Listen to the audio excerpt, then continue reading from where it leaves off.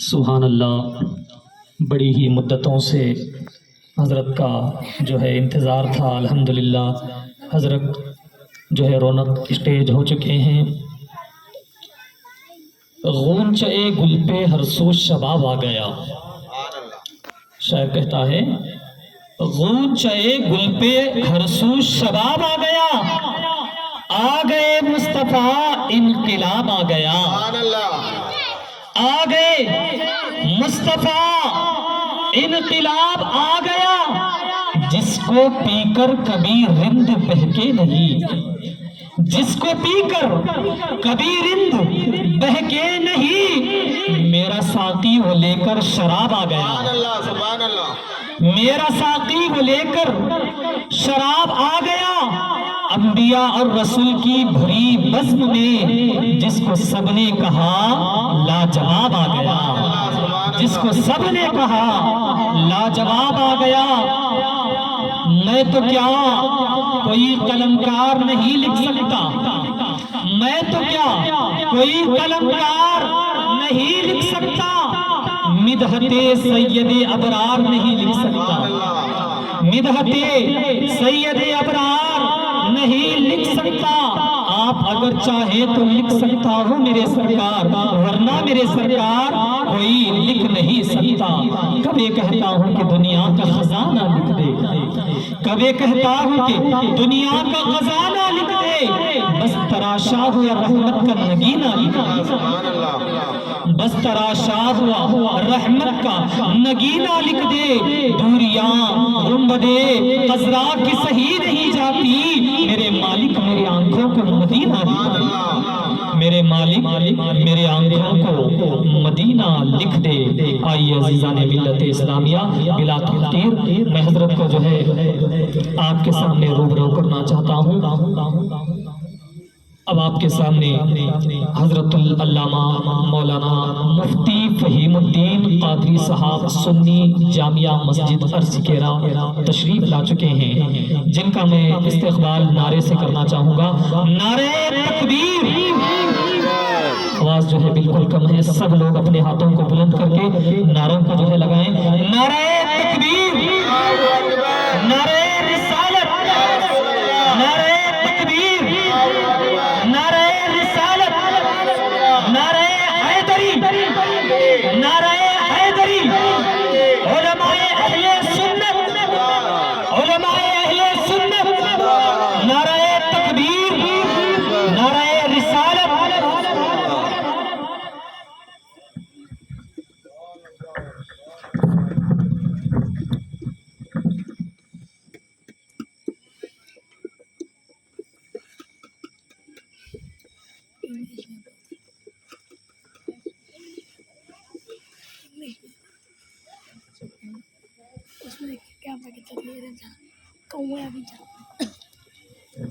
ممبر رسول پر رونق افروز علماء اہل سنت سدپا نگر کی جامع مسجد کے تمام ذمہ داران، صدر و سیکریٹری و کیشیئر، تمام ممبران، قلندریہ کمیٹی کے تمام نوجوان، سامنے تشریف فرما پیارے بزرگوں، دوستوں، نوجوان ساتھیوں، پردے میں رہ کر سننے والی عفت مآب خواتین اسلام، السلام علیکم ورحمۃ اللہ وبرکاتہ۔ نحمدہ ونصلی علی رسولہ الکریم، اما بعد فاعوذ باللہ من الشیطان الرجیم، بسم اللہ الرحمن الرحیم، وَأَمَّا بِنِعْمَةِ رَبِّكَ فَحَدِّثْ، صدق اللہ العظیم وصدق رسولہ النبی الکریم، وَنَحْنُ عَلَى ذَلِكَ لَمِنَ الشَّاهِدِينَ وَالشَّاكِرِينَ وَالْحَمْدُ لِلَّهِ رَبِّ الْعَالَمِينَ۔ آئیے درود پاک پڑھیے اللہم صلی علی سیدنا و مولانا محمد۔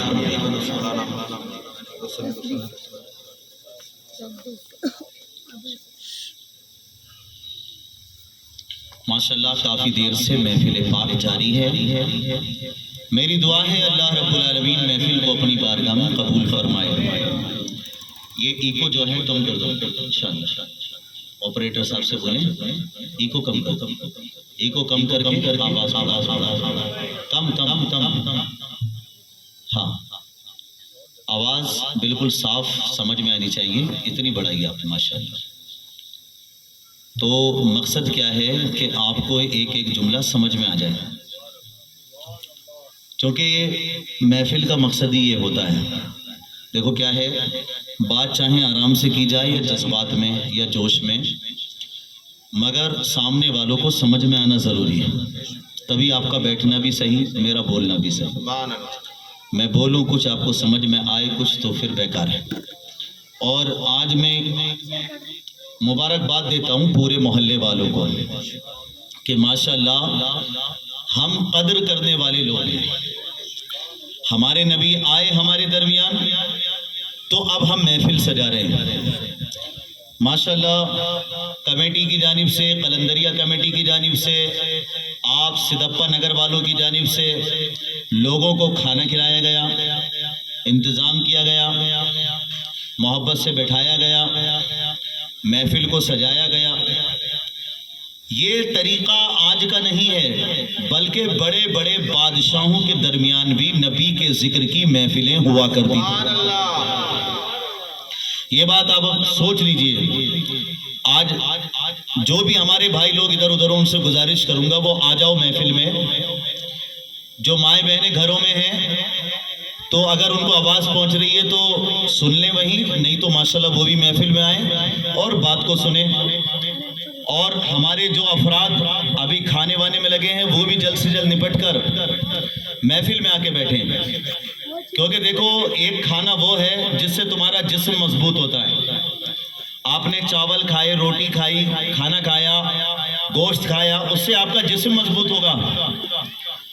آپ کے جسم کو کھانا مل گیا تو یہ وہ کھانا ہے جو جسم کو مضبوط کرتا ہے، اور نبی کا ذکر تمہاری روح کو مضبوط کرتا ہے۔ سبحان اللہ، سبحان اللہ۔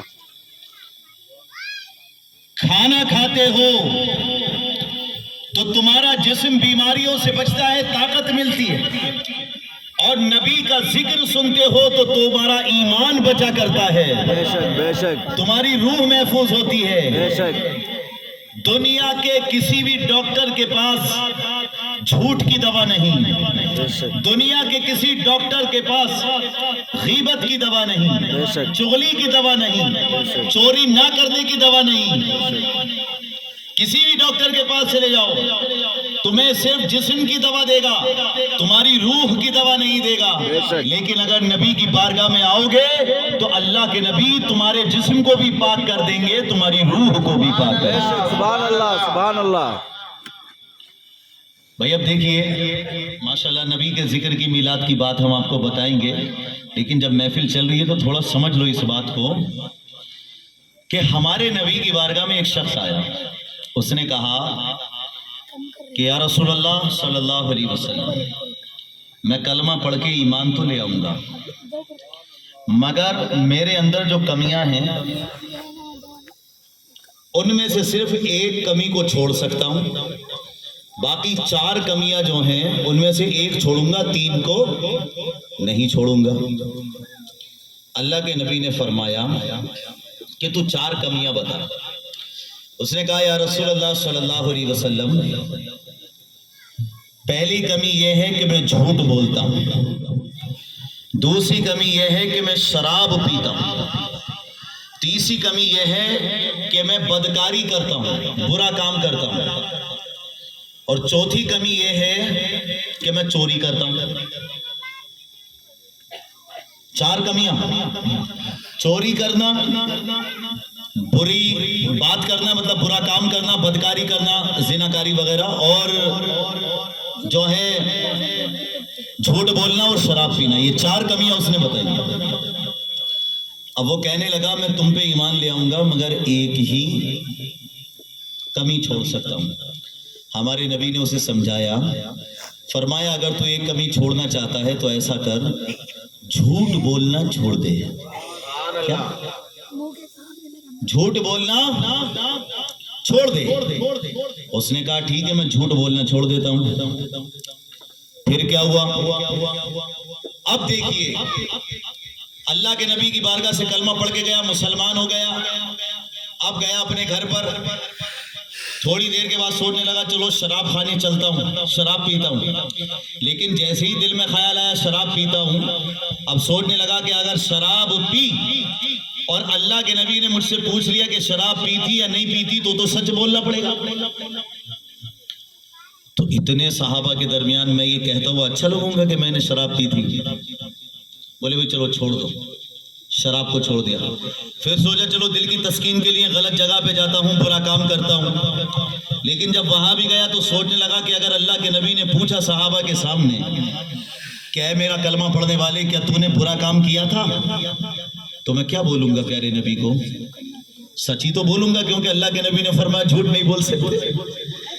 تو اس نے وہ برائی بھی چھوڑ دی.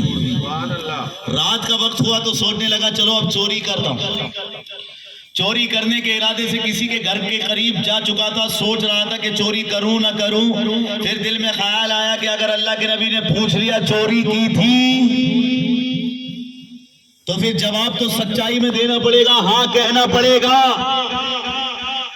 پھر اس کے دل نے کہا کہ میں سب کچھ گوارا کر سکتا ہوں مگر نبی کے سامنے جھوٹ بولنا گوارا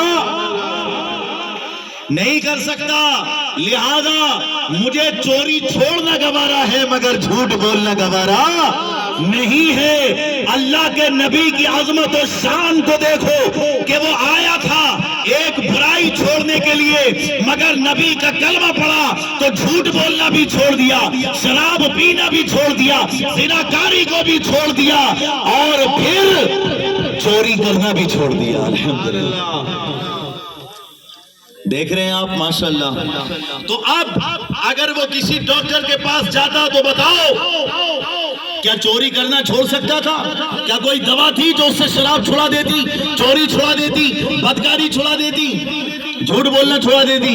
لیکن یہ ہمارے نبی کی شریعت ہے، شریعت مصطفیٰ ہے، جس کو جو دل سے مان لیتا ہے، شریعت پر عمل کرتا ہے، الحمدللہ اس کا جسم بھی پاک ہو جاتا ہے، اس کی روح بھی پاک ہو جاتی ہے.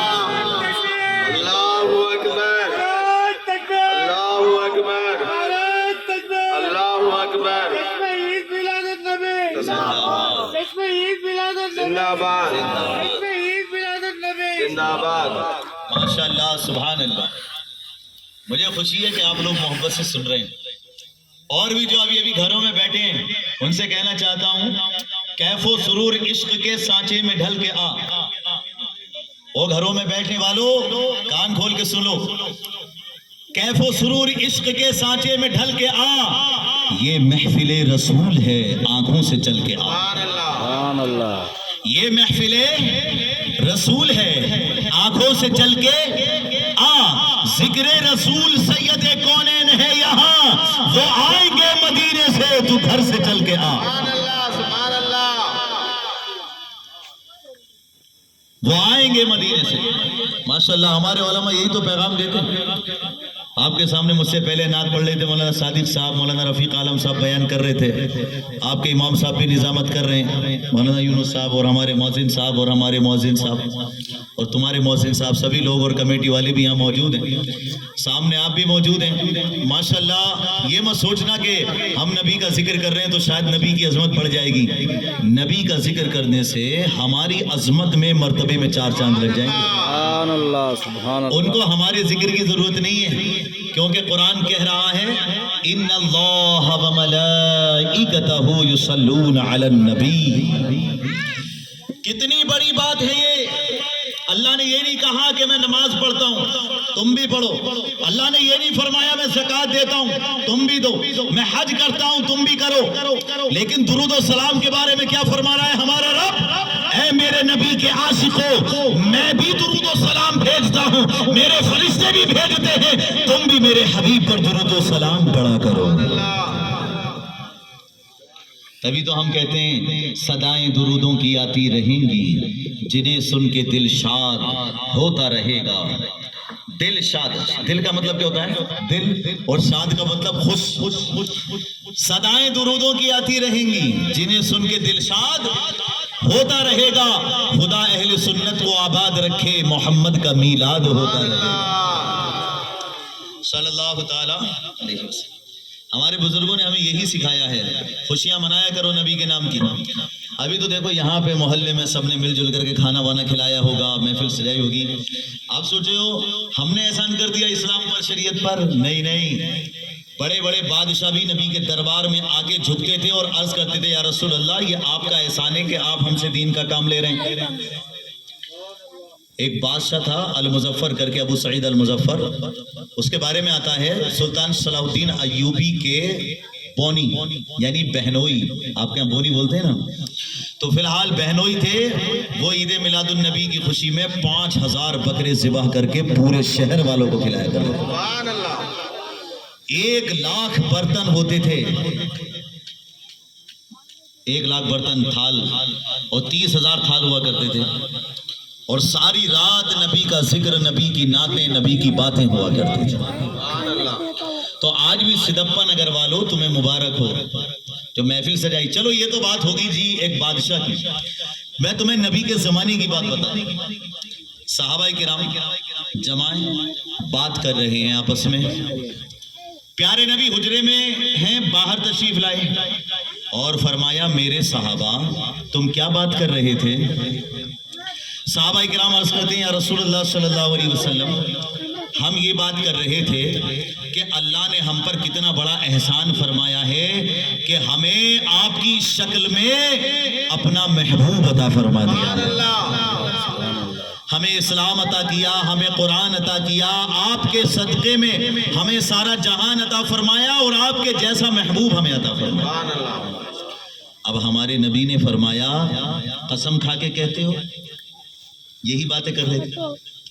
تو صحابہ کرام عرض کرتے ہیں یا رسول اللہ ہم قسم کھاتے ہیں کہ ہم یہی ذکر کر رہے تھے۔ اب آگے بات سنیے ہمارے نبی کی۔ ہمارے نبی نے فرمایا میرے صحابہ مجھے تم پر شک نہیں تھا، مجھے تم پر شک نہیں تھا کہ تم یہ باتیں نہیں کر رہے تھے، بلکہ میں تمہارے لیے خوشخبری لے کر کے آیا ہوں۔ اتانی جبرائیل، سنو اے میرے غلاموں، ابھی ابھی میرے پاس جبریل آئے اور انہوں نے آ کر مجھے یہ بتایا کہ یا رسول اللہ تمہارے غلام زمین پر بیٹھ کر تمہارا